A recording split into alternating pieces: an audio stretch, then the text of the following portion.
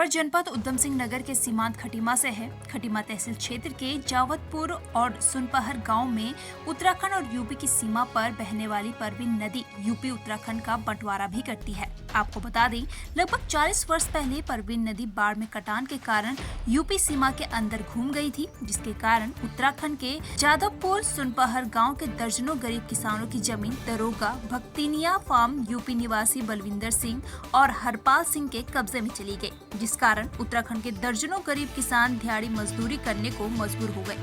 वहीं इस मामले में जमीन वापस दिलाने और नदी का रुख सीधा करने के लिए खटीमा उपजिलाधिकारी से भी गुहार लगाई गई। तत्पश्चात इस मामले में कंचनपुरी मझोला सहकारी समिति के चेयरमैन और वरिष्ठ समाज सेवी जसविंदर सिंह बाजवा के लगभग 4 माह के अथक प्रयास और सूझबूझ से और ग्रामीणों से आर्थिक सहयोग लेकर नदी के रुख को पूर्व की तरह सीधा कराया गया और आपसी रजामंदी से दर्जनों थारू और सिख समाज के गरीब किसानों को उनकी जमीन वापस दिलाई गई है।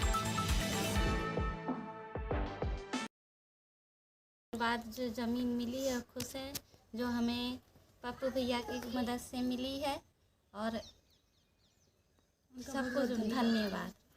जमीन किसको किसको मिली है? जमीन हमारे जो ससुर जी हैं, हमारे परिवार वालों को मिली है। जिसे 7 भाई हैं, उनके 7 भाइयों के लिए मिली है। जो हमें ज़मीन मिली है, बलविंदर सिंह, हरपाल सिंह, भक्तियाँ दरोगा फार्म, उनकी बहुत बड़ी कुर्बानी है। जो 8-9 एकड़ ज़मीन हमारे गांव को उत्तराखंड वालों को दे दी गई है।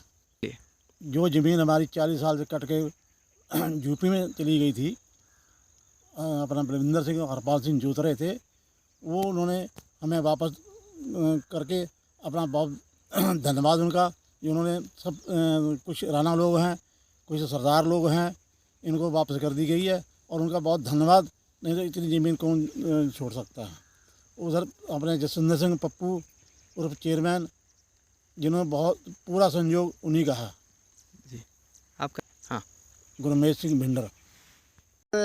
दरोगा फार्म भक्तनिया फार्म के रहने वाले हैं। 2 भाई हैं, हरपाल सिंह, बलविंदर सिंह।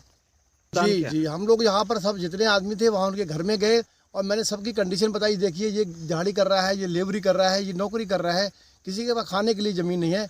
तो ये ज़मीन जो है आप छोड़ देंगे तो बड़ा बेहतर रहेगा, आपका बहुत आभारी होंगे हम लोग। तो उन्होंने कहा ठीक है, नदी सीधी कर लो, हमें कोई प्रॉब्लम नहीं। हम लोगों ने अपने पैसे से नदी सीधी कराई है, सब ने। किसी ने 10,000, किसी ने 5,000, किसी ने 2,000 रुपये लगाए और ये कार्य सारा मेरे द्वारा कराया गया।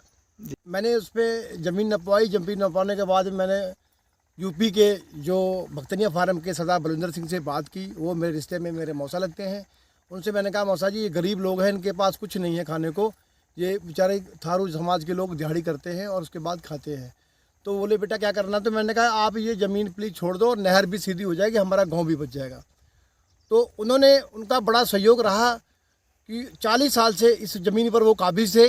40 साल के बाद हमारे लोगों को ज़मीन आई है और बड़ा हर्ष का माहौल बना है, बड़ी खुशी है हमारे गाँव के लोगों को। और इस काम में कम से कम हमें 3 से 3.5 महीने लगे।